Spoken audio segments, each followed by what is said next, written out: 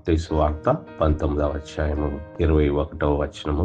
అందుకు యేసు, నీవు పరిపూర్ణుడు ఒకటుకు కోరిన ఎడల పోయి నీ ఆస్తిని అమ్మి బేదలకిమ్ము, అప్పుడు పరలోకమందు నీకు ధనము కలుగును, నీవు వచ్చి నన్ను వెంబడించమని అతనితో చెప్పాను.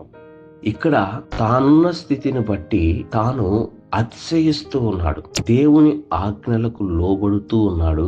దాని యందు అతిశయిస్తూ ఉన్నాడు. క్రైస్తవ జీవితంలో నేను బాగున్నాను అనే ఫీల్ ఉండకూడదు. ఏదైనా పని ఇచ్చినప్పుడు అది చేసిన తర్వాత ఎలా ఉన్నది అని నన్ను అడుగుతారు. నన్ను అడిగినప్పుడు బాగానే ఉంది కానీ ఇంకెలాగుంటే బాగుండు అని అంటాను.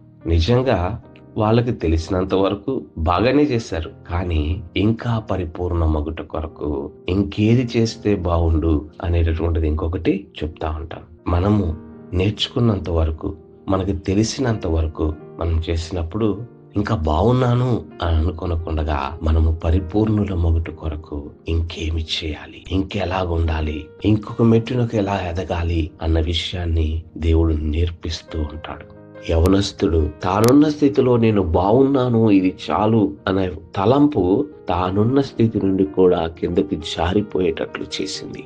ఆత్మీయ జీవితంలో ఎల్లప్పుడూ కూడా ఆయన యొద్దకు వచ్చినప్పుడు ఆయన మనము పరిపూర్ణుల మగుటకు ఇంకేమి కొదువుగా ఉన్నది, మనం పరిపూర్ణుల మగుట కొరకు ఇంకేమి నువ్వు సమర్పణ చేయవలసి ఉన్నది, నువ్వు పరిపూర్ణుడు మగుట కొరకు దేవుని రాజ్యములో సంపాదించుకున్నట్టు కొరకు ఇంకేమి చేయగలవు, నువ్వు పరిపూర్ణుడు మగుట కొరకు క్రీస్తు రూపములోనికి మార్చబడుట కొరకు నువ్వు ఇంకేమి చేయగలవు అని పరీక్షించుకుంటూ ఒక్కొక్క మెట్టు ఎదుగుచు ఆ మెట్టుకొచ్చిన తర్వాత తృప్తి పడక ఇంకేమి చేయగలను అని ఆలోచించుచు ఒక్కొక్క అడుగు పరిపూర్ణుల మగుట కొరకు క్రీస్తు రూపంలోనికి మార్చబడుటకు మహిమ నుండి అత్యధిక మహిమలోనికి ఎక్కుటకు సాగిపోతూనే ఉండాలి.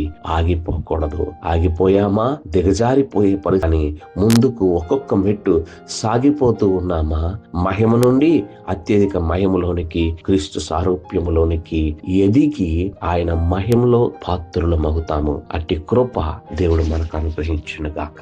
ప్రార్థన చేసుకున్నాం. పరిశుద్ధుడా, సియోను నీతి సూర్య కాంతి వలె తేజరిల్లు వరకు నేను మౌనముగా ఉండను అన్నావు. నాయనా, మా సూర్యుడైనటువంటి నీతి సూర్యుడైనటువంటి నీ వలె మా నీతి తేజరిల్లు వరకు కూడా మేము మౌనముగా ఉండక, మేము ఆగిపోక తృప్తి పడక సాగిపోయే కృపను నాయనా, శక్తిని ఆయన మాకు అనుగ్రహించమని బ్రతిమలాడుకొనొచ్చు.